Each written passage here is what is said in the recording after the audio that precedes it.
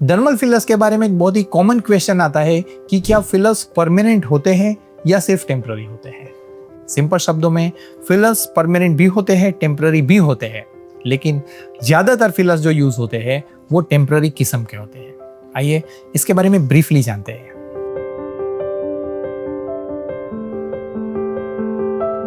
दोस्तों, सबसे कॉमन जो डर्मल फिलर्स यूज किए जाते हैं वो हाइलुरोनिक एसिड बेस्ड होते हैं। और हाइलुरोनिक एसिड ये हमारे बॉडी टिश्यू का एक नेचुरल इंग्रेडिएंट होता है जो टिश्यूज में वॉल्यूम, स्मूथनेस और हाइड्रेशन ऐड करता है। ये फिलर्स की लाइफ कितनी है वो डिपेंड करता है कि फिलर किस क्वालिटी के हैं और कौन से पार्ट में इंजेक्ट किए जाते हैं। अच्छी क्वालिटी के फिलर्स की लाइफ कंपैरेटिवली अच्छी होती है, 1.5 से 2 साल तक होती है।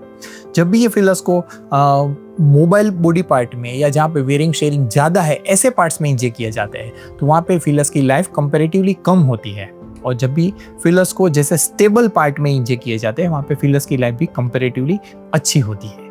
जैसे कि जब लिप एनहेंसमेंट के लिए जब भी फिलर किया जाता है तो वहाँ पे वो 1 से 1.5 साल तक best of the best result maintain होता है। लेकिन जब भी फिलर को चीन शेपिंग के लिए या जो लाइन क्रिएशन के लिए या चिक लिफ्टिंग के लिए यूज किया जाता है तो ऐसे केसेस में अच्छे फिलर्स की लाइफ 1.5 से 2 साल तक की मिल सकती है।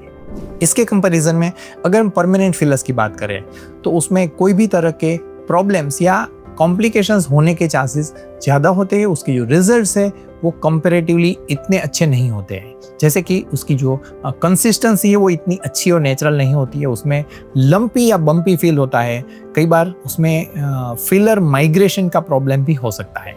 जबकि जो टेम्पररी फिलर्स है उसमें अगर कोई भी प्रॉब्लम है तो उसे रिवर्स भी किया जा सकता है, जबकि परमानेंट फिलर्स को रिवर्स नहीं किया जा सकता है।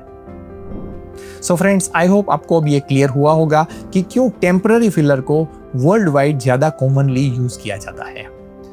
लेकिन ये शॉर्ट वीडियो एंड होने के पहले मैं आपको फिलर के बारे में 2 चीज़ ऐसी है जो बहुत इंपॉर्टेंट है और आपको हाईलाइट करके बताना चाहता हूँ। पहली बात है वो है under is always better than over. अगर हमने कोई भी पार्ट में फिलर को कम किया है तो उसे हम ऑलवेज बढ़ा सकते हैं, उसे और ऑलवेज हम रीशेप कर सकते हैं। लेकिन अगर हमने ओवर कर दिया तो वो बहुत ही अननेचुरल दिखता है और उसे प्रिसाइजली रिमूव करना जस्ट इम्पॉसिबल होता है। इसलिए ये करते वक्त या कराते वक्त आपको हमेशा ध्यान रखना चाहिए। दूसरी ऐसी इंपॉर्टेंट बात है वो है इंजेक्टर स्किल।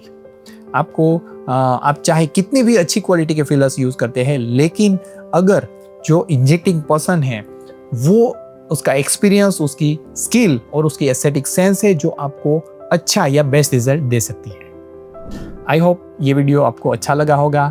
अगर आपको भी फिलर्स के बारे में और डिटेल्स जाननी है, समझनी है तो आप कभी भी हमारी टीम के साथ बात कर सकते हैं या आप कमेंट बॉक्स में मुझे क्वेश्चन भी कर सकते हैं। Thank you so much for watching this video. Stay tuned till next video. Take care, bye bye, जय हिंद।